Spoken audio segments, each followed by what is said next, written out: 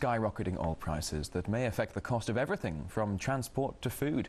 With the barrel of the black gold approaching $120 this week, analysts are warning of significant economic threats if the turmoil spreads further. Dina Kuzovsky explains how the problem is playing out in the United States. Oil, 3 little letters that could have dire consequences on any economy. And here in the United States, oil is sometimes also accompanied by 3 big words.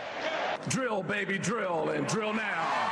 And with those 3 words, you got yourself a politically entrenched powerhouse. We'll drill new wells offshore and we'll drill them now. And the crisis in the Middle East has only inflamed it.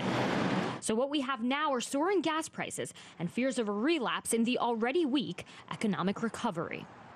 And on the heels of the unrest, crude is heading for the biggest weekly increase in 2 years. And when oil prices soar, the price of food also skyrockets. And so a vicious cycle begins for many Americans. A reality that has once again rallied the base and its spokespeople, but perhaps for the wrong reasons. And whenever there's a crisis, either here at home or abroad, it's usually exploited politically by the government or the media it loves to hate. Gaddafi is now threatening to burn up the oil fields. Experts are predicting a worst-case scenario of $220 a barrel if that happens. I don't believe that this particular interruption of oil supplies will last very long. So if you're trying to tie drilling offshore with what's happening in Libya, I think it's a bit of a stretch. A stretch that some are all too willing to make. The oil fields are on fire and we have no backup plan. While he has lifted the moratorium in the Gulf for drilling oil, thanks to Cass Sunstein, no new permits have been issued. But permits and backup plans aside, what's really going to happen in an already ravaged economy, where we see this in the Middle East and this in our very own Midwest? So the last thing you need is the people who are in the worst economic shape are the first ones to get hit by gas prices, and this will cause a lot of discomfort to a lot of people who don't need this bad news. Concerns of violence spreading to other oil-producing nations in the region have been overshadowed.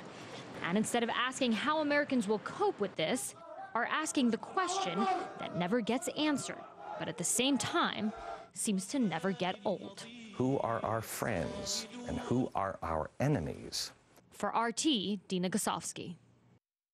Well, meantime, Steve Levin from the magazine Foreign Policy believes that the oil market is unlikely to collapse anytime soon. He says there are stable countries like Saudi Arabia that can fill the gap of those that are stuck in turmoil.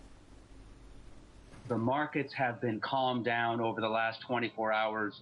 Saudi Arabia has gone around and quietly assured everyone we not only can add more volumes to the market, but we have added these volumes. The difference that would create a situation in which prices would really skyrocket is if another OPEC country went offline. So you've lost 1 million barrels a day. It is offline from Libya.